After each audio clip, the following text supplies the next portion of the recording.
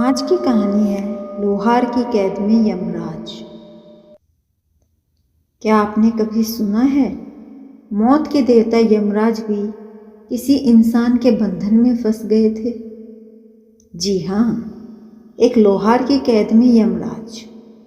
आज हम आपको वही अद्भुत कहानी सुनाने जा रहे हैं। बहुत समय पहले जब गांवों में जीवन सरल था, लेकिन अंधविश्वास और देव कथाएं लोगों की धड़कन में बसी रहती थी, तब एक छोटे से गांव में धर्मदास नाम का लोहार रहता था। उसका घर मिट्टी और कच्ची दीवारों से बना हुआ था। चारों तरफ हरे भरे खेत, बैल की गाड़ी की आवाजें और चूल्हों से उठता धुआं गांव को जीवंत बना देता था।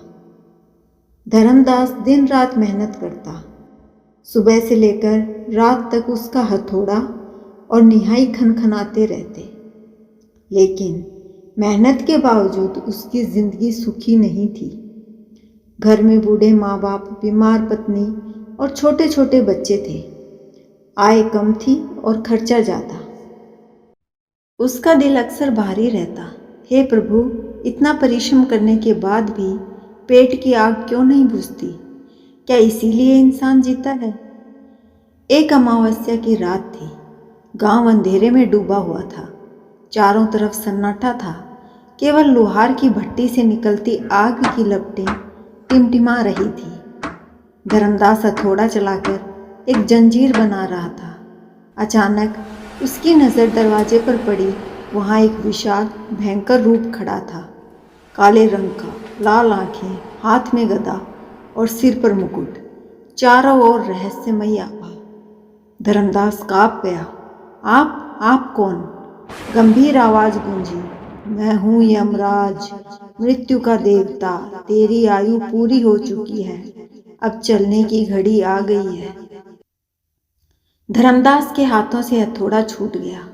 उसका दिल जोर से धड़कने लगा, लेकिन वह तुरंत संभला और बोला, प्रभु, यदि मृत्यु निश्चित है तो मैं तैयार हूँ, परंतु एक विनती है। मैं अपनी आखिरी कृति अधूरी छोड़कर नहीं जा सकता। मुझे बस यह जंजीर पूरी करने दे। यमराज ने मुस्कुराकर कहा, ठीक है लोहार, कुछ ही क्षणों की बात है, पूरी कर लो अपना काम। धर्मदास ने भट्टी में अंगारे और तेज किए। उसने लोहे को गर्म कर हथौड़ा चलाना शुरू किया। वह बोलता भी जा रहा था, प्रभु, आप मेरे लिए कितने महान अतिथि हैं। यदि आज आप मेरी रचना में सहयोग कर दें तो यह जंजीर अमर हो जाएगी। यमराज हंसे। मृत्यु का देवता जंजीर बनाने में सहायता करेगा? धर्मराज ने चतुराई से कहा, हाँ प्रभु, बस एक क्षण के लिए अपना हाथ इस पर रखें ताकि यह जंजीर दिव्य बन जाए। जैसे ही यमराज ने हाथ बढ़ाया, लोहार ने जंजीर को झटके से घुमाकर उन्हें कसकर बांध दिया। जंजीर इतनी मजबूत थी कि यमराज जरा भी हिल न सके। यमराज की गरजती आवाज गूंजी, यह तूने क्या किया नादान?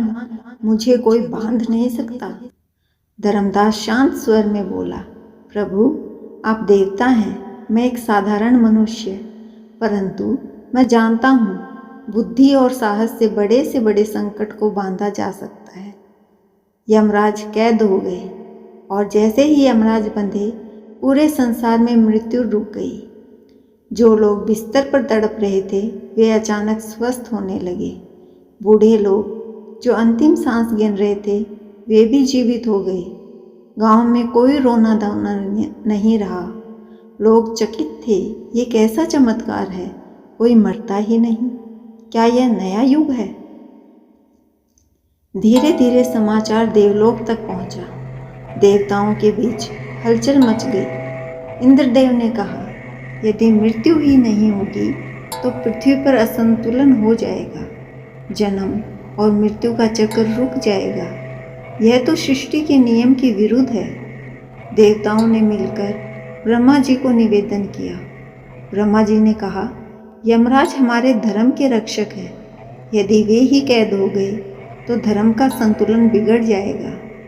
हमें स्वयं पृथ्वी पर जाना होगा। ब्रह्मा जी धर्मराज के सामने प्रकट हुए। धर्मदास ने हाथ जोड़कर प्रणाम किया। ब्रह्मा जी बोले, वत्स, मृत्यु का चक्र संसार के लिए आवश्यक है। यदि कोई मरता ही नहीं तो जीवन का बोझ और पीड़ा बढ़ेगी। तूने अपने साहस से यमराज को बांधा है, लेकिन अब उन्हें मुक्त कर दे। धर्मदास दृढ़ स्वर में बोला, प्रभु, मैं आपको प्रणाम करता हूँ, लेकिन जब तक मुझे आश्वासन न मिले कि मेरे परिवार और गांव पर यमराज की कृपा बनी रहेगी, मैं इन्हें मुक्त नहीं करूँगा। यमराज गरजे, लोहार, तू मनुष्य होकर मुझे चुनौती देता है? धर्मराज ने निर्भय होकर कहा, हाँ प्रभु, क्योंकि मैं अपने परिवार की सुरक्षा चाहता हूँ। मेरे बच्चे अनाथ न हों, मेरी पत्नी दुखों में न तड़पे। जब तक यह वचन न मिलेगा, मैं आपको मुक्त नहीं करूँगा। ब्रह्मा जी मुस्कुराए, वत्स, तेरी भक्ति और साहस प्रशंसनीय है। तुझे आशीर्वाद है कि तेरे गांव के लोग दीर्घायु और सुखी रहेंगे। यमराज तेरे परिवार को विशेष कृपा से देखेंगे। धर्मदास ने धीरे धीरे जंजीर खोली। यमराज मुक्त हुए। उन्होंने धर्मदास की ओर देखा और बोले, आज तूने मृत्यु के देवता को भी अपनी बुद्धि और साहस से बांध दिया। मैं वचन देता हूँ कि तेरे वंशजों की रक्षा करूँगा और यह सीख सदा संसार को दूंगा कि साहस और बुद्धि से इंसान सबसे बड़ी नियति को भी चुनौती दे सकता है। इस तरह लोहार ने अपनी चतुराई और निडरता से यमराज को भी कैद कर लिया और अपने परिवार के लिए अमूल्य वरदान पा लिया। इस कथा से सीख यह मिलती है, केवल शक्ति नहीं बल्कि बुद्धि और धैर्य ही असली ताकत है।